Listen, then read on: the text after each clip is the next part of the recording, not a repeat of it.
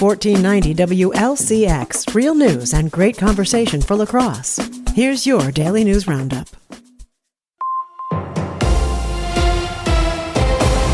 For 1490 WLCX News, I'm Shali Pittman. Wisconsin has joined a growing legal fight between states and the Trump administration. The state has filed a brief in support of Minnesota over federal immigration enforcement in Minneapolis. It comes after immigration officials shot and killed Green Bay native Alex Preddy over the weekend. WXCO's Isabella Nieto spoke with Wisconsin's top lawyer, Attorney General Josh Kaul. Kaul says the concern is not immigration enforcement itself, but how those actions are being carried out. It is about causing terror within an American city. The brief argues that federal actions have crossed into unconstitutional territory by targeting communities in ways that harm state and local institutions. Kaul says the issue directly involves state sovereignty. We've got state governments and federal governments. It's one of the ways that the founders of this country wanted to protect liberty. Kaul says Wisconsin does not want to see similar enforcement actions expand into its own communities. Wisconsin's AG has spent most of the past year pushing back against what Kaul says are unlawful actions by the Trump administration.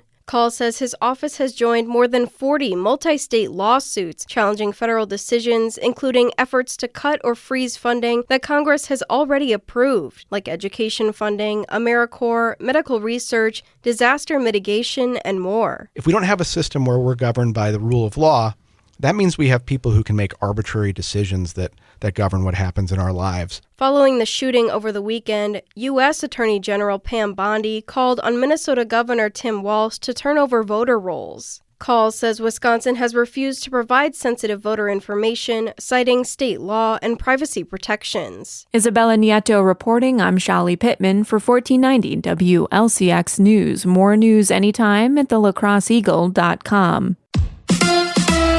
The Bucks in Philly. Hi, I'm Mike Clemens with Sports NBA. The Bucks face off tonight against the 76ers at the Philadelphia Sports Complex, but they'll be without Giannis Antetokounmpo. Head coach Doc Rivers, what tests Giannis had over the weekend on that right calf muscle. MRI has revealed exactly what we thought, calf strain, and really no timetable for return. Hopefully, like it was before or sooner, but there's no timetable. College hoops, Marquette at home tonight against the Creighton Blue Jays. The Golden Eagles in search of a win. They've lost 8 of their last 10 games. Baseball, the Brewers introducing their new players after the Peralta trade to the Mets. Right-hand pitcher Brandon Sproat asked if he's had a chance to meet with Pat Murphy or pitching coach Chris Hook. I talked to Merv, talked to Hook. They're all excited as well. I've heard great things about Merv and how he's a great players coach. I've heard great things about Hook.